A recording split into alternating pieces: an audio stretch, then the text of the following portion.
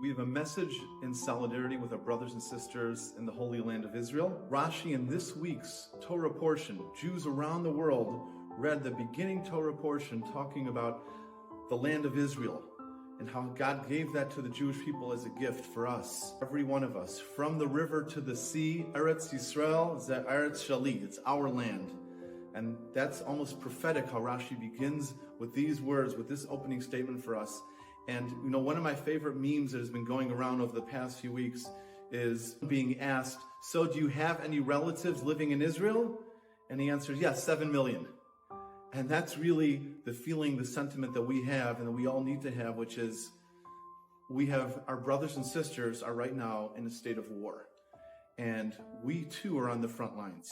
The front lines are not just the ones who are risking their lives in the tank units in the border of Gaza, but every one of us have things that we can do to help our brothers and sisters. And we'd like to share with you some of the ideas that we have of what we can do in these challenging times.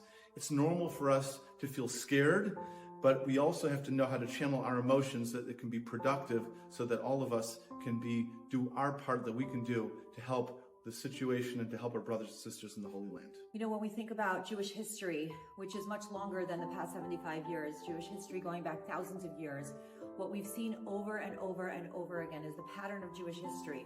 The Jewish people are expelled from one land. They come to a new land. They're refugees. They build themselves up. They establish Jewish schools and synagogues and Torah study.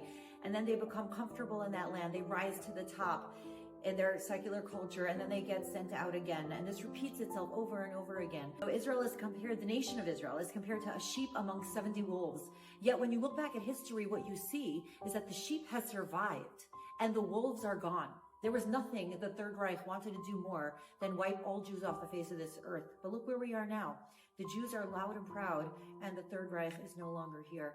So as scary and terrifying as this situation is, we need to look at it in the scope of the broader story of Jewish history and survival. And we have to believe we will get through this. The Jewish nation is eternal. The land of Israel is eternal. And we want to share with you an initiative that we are beginning to help us to feel confident, proud, hopeful, activated, what we can do to help our brothers and sisters in Israel. And you know, we all have to take the pain that we feel and really use it productively, in the sense one of the greatest Musar Mida character traits is the trait of being nosei ba'ol, which is to feel someone else's pain.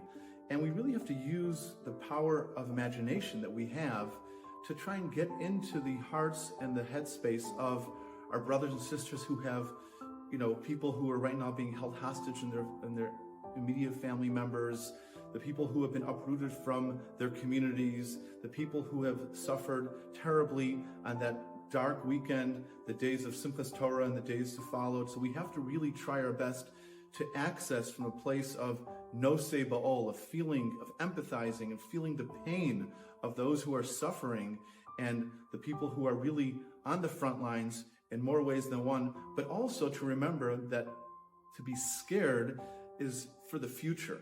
And the future is really not in our hands. The future is in Hashem's hands. Ki lo yutosh Hashem et amo. Hashem will never forsake his nation.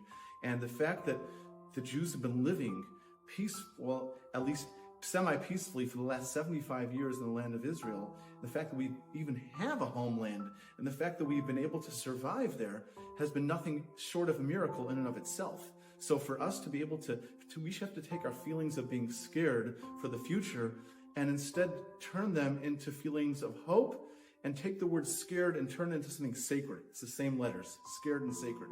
And we would like to suggest to turn it into something sacred by joining us for a 40-day mitzvah challenge in honor of and in the merit of peace and tranquility and safety for our brothers and sisters in Israel, for the safe return of the hostages, God willing, and for really a safe outcome and a stable outcome in the war that has already begun 2 weeks ago. And really for Jews, Israel is the front lines for the Jews in the diaspora as well. So we really need to do something powerful and proactive to offset all the negativity that we're exposed to. And may this be a tremendous merit for all of our brothers and sisters in Israel and around the world. Amidst.